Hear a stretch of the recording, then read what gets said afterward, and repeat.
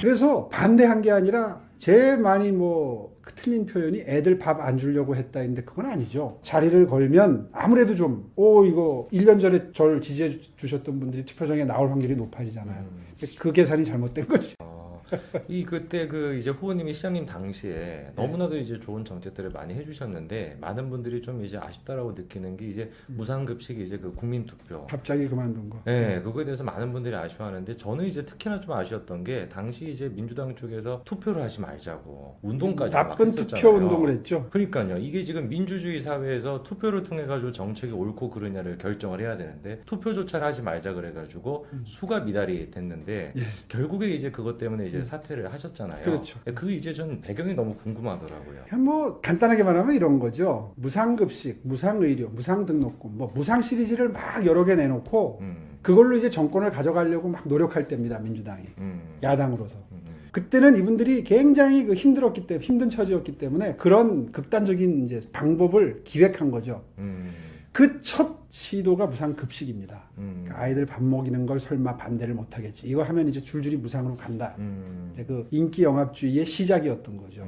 그걸 간파한 거죠. 그래서 그때 당시에 보수층에서는 다 반대했습니다. 그렇죠. 예, 다 반대했는데 당에서는 그 다음에 총선 있죠, 대선 있죠.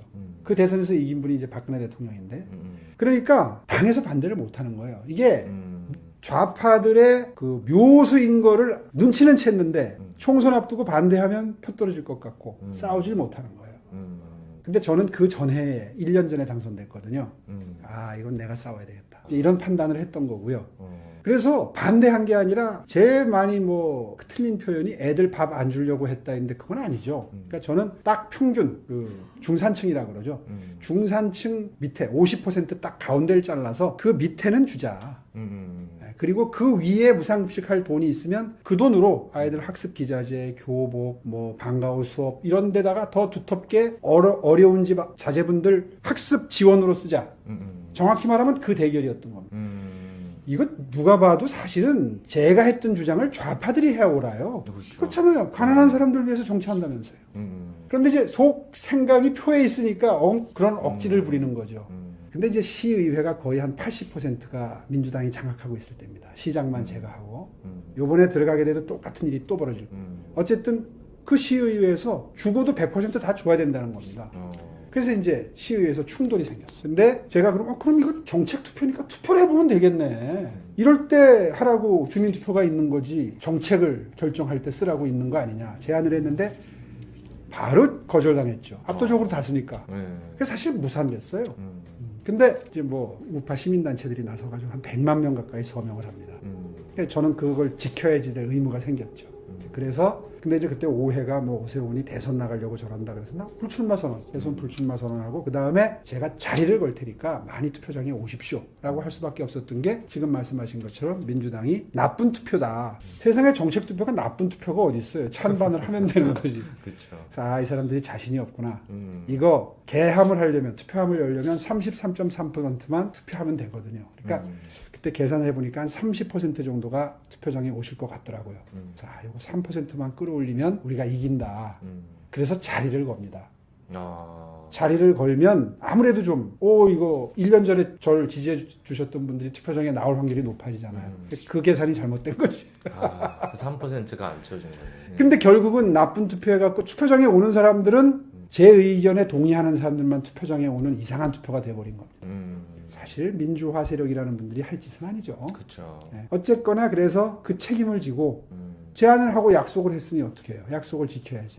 그래서 시장 자리를 내놓은 게 보수 쪽에서도 욕을 먹고 저쪽에서는 당연히 그런 정치적인 샌드위치 신세가 돼버리고. 이 우리나라 정치를 보면은 이게 좀 정의가 없는 것 같아요. 책임지는 정치인들은 이런 식으로 뭔가 좀 탄압을 막 받기도 하고 좌우 상관없이. 네. 근데 지금 이제 살아온 이제 쭉 걸어오신 길을 제가 짧게만 들었습니다만 그럼에도 불구하고 모든 지금 순간순간들이 다 뭔가 직을 걸고 책임을 걸고 자기 말에 대해서 행동에 대해서 계속 그런 모습을 보이셨던 것 같아요.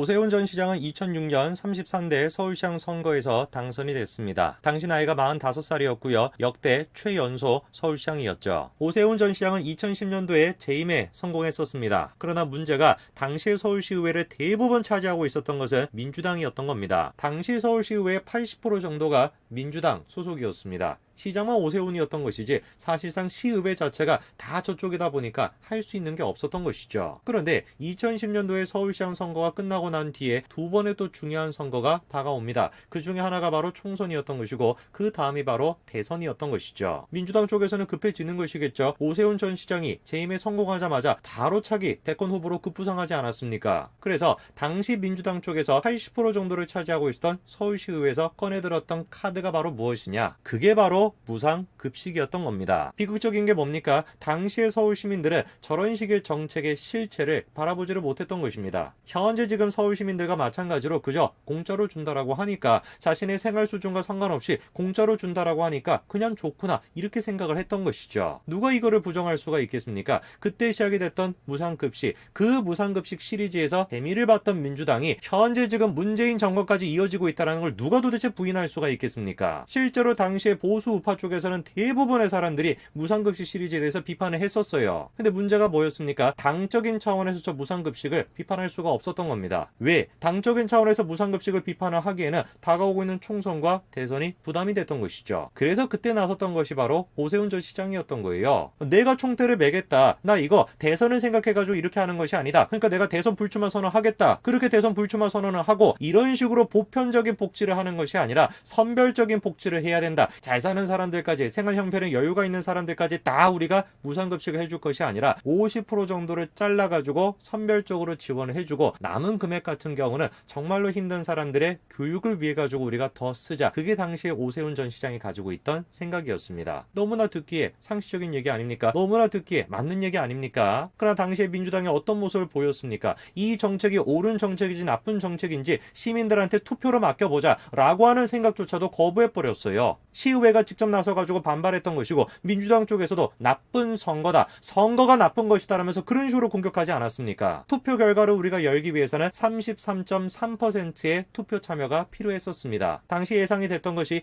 이런 식으로 우리가 투표를 진행을 한다면 30% 정도는 사람들이 투표를 하겠지. 그렇게 예상이 됐었죠. 3.3% 그 정도가 부족했기 때문에 그래서 그때 오세훈 전 시장이 결단을 했던 것입니다. 내가 시장직을 걸겠다. 내가 시장직을 걸고 이거 끝까지 밀어붙이겠다. 내가 이런 식으로 시장직까지 걸게 된다면 3.3%의 국민들이, 서울 시민들이 더 투표에 참여하지 않겠냐. 그 생각을 가지고 서울시장직을 걸었던 것입니다. 그러나 놀랍게도 당시에는 33.3% 참여가 이루어지지 않았고 그리고 자기가 한 말에 책임을 지기 위해서 오세훈 전 시장은 자신의 시장직을 내려놨던 것이죠. 결과론적으로 봤을 때 우리가 그렇게 비판할 수 있습니다. 당신이 그때 서울시장직을 내려놨기 때문에 박 전 시장이 만들어졌던 것이고 현재 문재인 정권이 만들어진 것이다. 결과적으로 우리가 그렇게 비판할 수 있습니다. 그러나 결과적으로 우리가 그렇게 비판하기 전에 그때 보수우파 정당과 국민들이 한마음 한뜻이 돼가지고 현재 지금까지 이어지고 있는 무상복지 시리즈를 막았어야 되는데 막지 못했구나. 그거를 우리가 먼저 생각해봐야 되는 거 아닐까요? 정치인이라고 한다면 적어도 자기가 한 말에 대해서 책임을 질 줄 알아야 됩니다. 내가 시장직을 걸고 대통령 불출마까지 걸고 이 지금 무상복지 시리즈, 대한민국의 미래를 파괴할 수 있는 무상복지 시리즈를 반드시 막겠다라고 하는 책임감을 가지고 있던 오세훈 전 시장. 글쎄요, 저는 이 오세훈 전 시장을 과연